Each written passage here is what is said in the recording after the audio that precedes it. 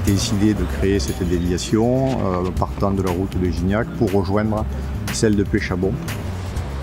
Le cœur du village était complètement saturé par des flots de camions, alors induits par les carrières existantes que nous avons à proximité, induits aussi par l'économie locale. Donc on était arrivé à un point de saturation, d'insécurité totale pour le cœur du village. Ce projet de déviation a été travaillé par le département dans les années 2000 pour aller directement rejoindre la route de Pêchabon sans traverser la commune. Un premier marché qui a démarré voilà 2 ans. C'est la partie côté Gignac, on a fait 1 kilomètre jusqu'à la ZAE des Treilles. Le second marché a consisté à construire un trad pour libérer le passage pour pouvoir construire l'ouvrage qu'on est en train de faire aujourd'hui.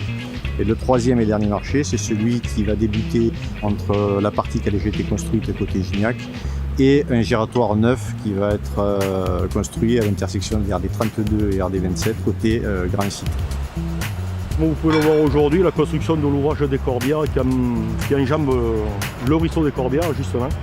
Un ouvrage d'une longueur de 75 mètres et qui est constitué de 2 poutres en acier autopatinable. Donc aujourd'hui on va assister à la pose de la charpente métallique qui va se dérouler sur 2 jours. Un ouvrage de ce type, c'est vraiment très très important.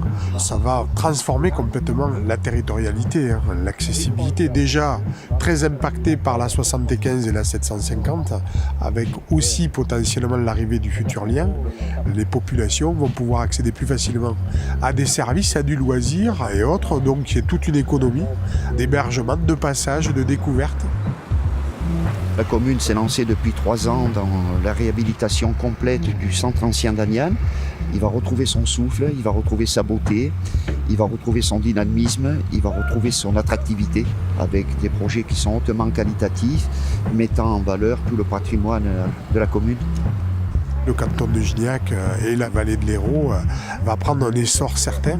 Ça contribue à la politique soutenue de développement économique du département.